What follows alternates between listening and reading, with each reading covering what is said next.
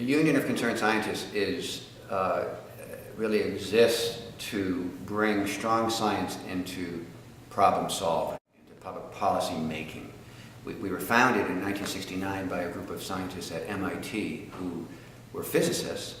They had worked on the Manhattan Project that basically invented, designed the first atomic bombs, or they were graduate students of those scientists. And they were aghast that science had been used to create this weapon of mass destruction, and really wanted to see science used for good.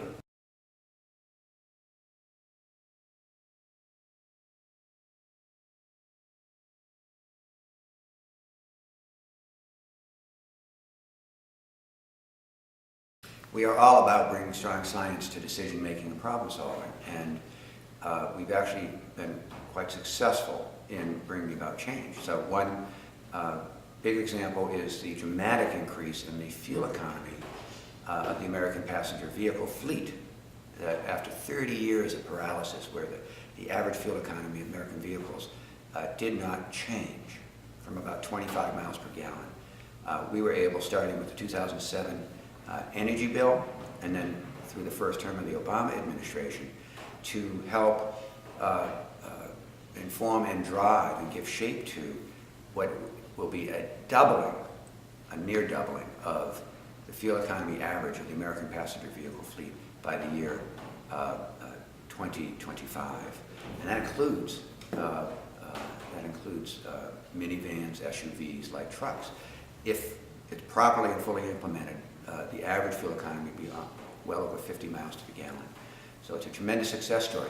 And our role in that was to show the Congress, show the President, show the Detroit automakers that we understood that they had the technology ready to go, assembled in a particular way to maximize the fuel economy and minimize the carbon output of these new cars and trucks. And then, armed with that technological analysis, we were able to help design the solution, the policy piece, and then we also have a terrific team of advocates and organizers and media specialists. We were able to help design the campaign to win public support for this initiative. So it's a terrific success story. This question of scientific integrity is really important. And the key thing to understand is it's not that scientists expect that decision makers will rely only on scientific input to make a decision. They understand that science is one of many inputs. There will be political considerations, economic considerations, community considerations to any decision.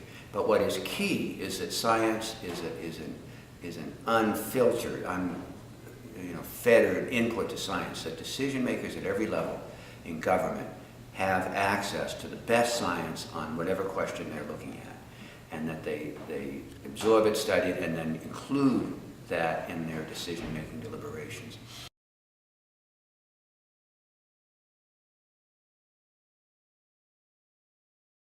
I really love heading up the Union of Concerned Scientists because every day I work closely with world-class scientists and engineers and economists. And most scientists that I know are happiest when they're at the bench, in the lab, in the field, doing their research.